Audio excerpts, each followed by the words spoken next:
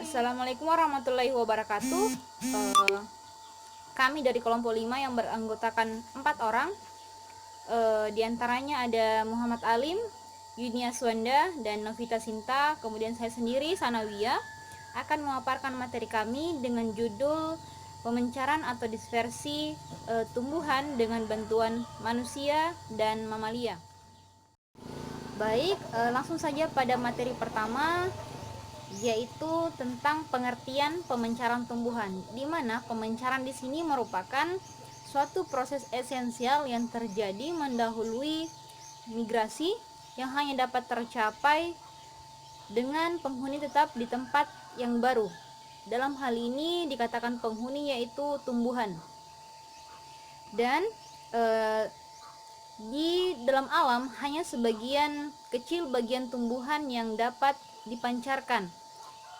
Biasanya yaitu spora, biji, dan bagian-bagian tumbuhan yang dapat dipancarkan lainnya.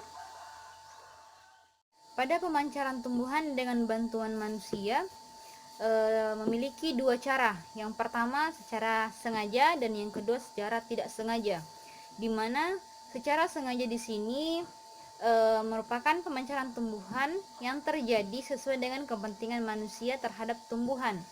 Contohnya, kopi dan kelapa sawit yang berasal dari Afrika dan sekarang sudah ada di Indonesia. Artinya secara sengaja manusia membawa atau membawa bibit atau sejenis benih yang dapat ditumbuhkan di tempat yang baru dengan sengaja, dibawa secara sengaja. Kemudian yang kedua itu pemancaran secara tidak sengaja. Pemancaran ini terjadi karena tanpa sengaja terbawa. Jadi pemancaran ini terjadi dengan tidak disengaja terbawa, misalnya biji atau spora yang melekat pada baju maupun celana atau pakaian atau barang bawaan manusia tersebut. Kemudian saat sampai pada tujuan atau tempat yang baru, kemudian biji tersebut jatuh secara tidak sengaja. Jadi jika memungkinkan lingkungannya, biji tersebut akan tumbuh, maka pemencarannya itu dibantu dengan bantuan manusia, tapi dengan cara tidak disengaja. Oke, selanjutnya itu adalah pemancaran dengan bantuan hewan mamalia atau biasa disebut dengan mammokori, di mana proses terjadinya pemancaran ini di sini terjadi melalui feses atau kotoran hewan yang memakan tumbuhan tersebut. Di mana pemancaran mammokori ini terbagi atas dua kelompok, yaitu yang pertama endozoik dan yang kedua itu adalah eksozoik. Endozoik adalah cara pemancaran melalui feses atau kotoran hewan yang memakan buah tumbuhan tersebut. Contohnya di sini adalah biji kopi, delima, arbei, dan jambu biji. Lanjut pada kedua, eksozoik. Eksozoik adalah cara pemancaran melalui perlengkapan yang dimiliki oleh hewan ini sehingga melekat pada tubuh hewan. Misalnya bulu-bulu pada hewan.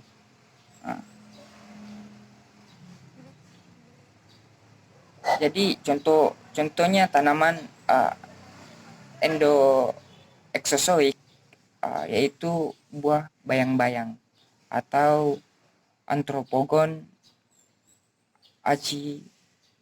acicluctus.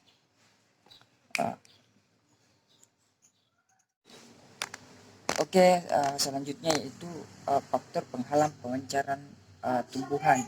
Tidak bisa dipungkiri bahwa dalam proses pemancaran ada saja yang menjadi kendala atau penghalang dalam pemancaran tumbuhan tersebut. Yang pertama fisiografi, yang kedua iklim, yang ketiga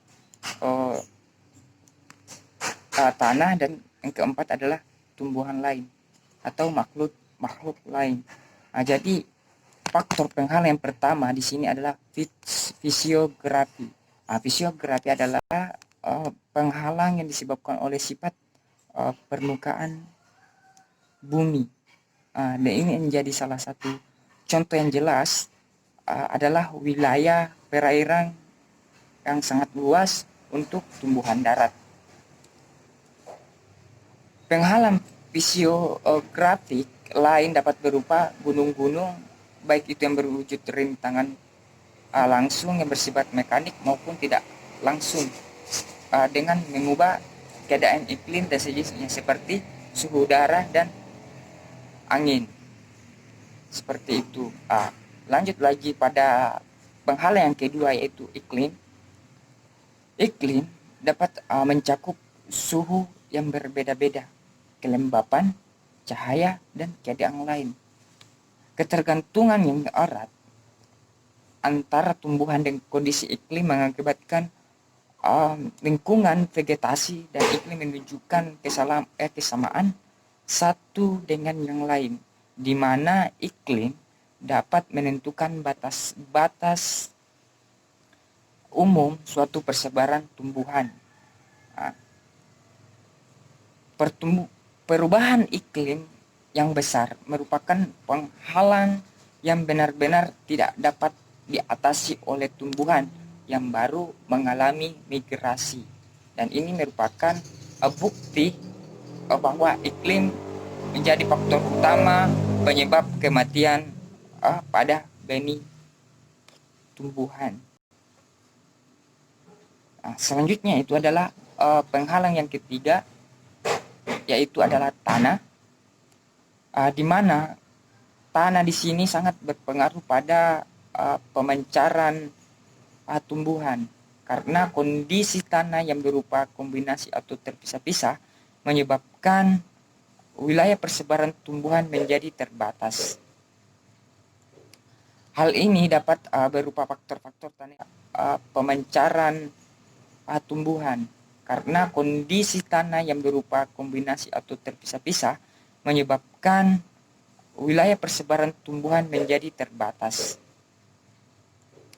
Hal ini dapat berupa faktor-faktor tanah yang berbeda, antara lain berupa faktor edafik, yaitu termasuk dalam struktur fisik, komposisi kimia, kandungan-kandungan organisme hidup yang masing-masing menjaga masing-masing di sini bisa mencegah suatu benih untuk menetap di daerah baru.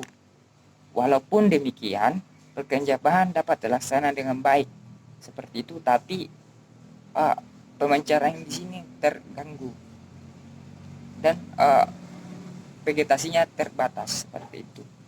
Yang keempat, kita lanjut yang keempat, penghalang pemancaran tumbuhan. Yang keempat itu makhluk hidup atau tumbuhan lain. Tidak bisa dipungkiri bahwa persaingan dalam dunia tumbuhan juga sangat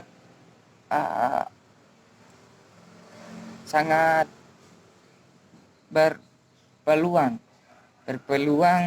menjadi penghalang bagi tumbuhan lain, karena adanya persaingan wilayah,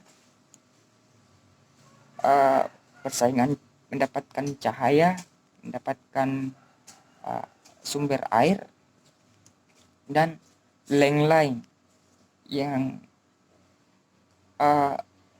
menyebabkan migrasi yang tersebar luas menjadi sangat terbatas pada tempat-tempat yang sedikit banyak keadaan terbuka, seperti pada tebing-tebing pasir, lahan-lahan yang terganggu, di mana penghalang baru akan memainkan perannya seperti itu.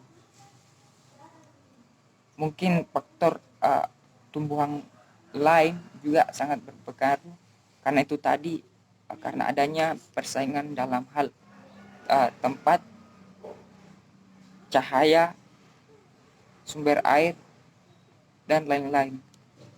Mungkin itu saja yang sempat saya sampaikan. Mohon lebih dan kurangnya dimaafkan. Wabillahi taufiq wal hidayah. Assalamualaikum warahmatullahi wabarakatuh.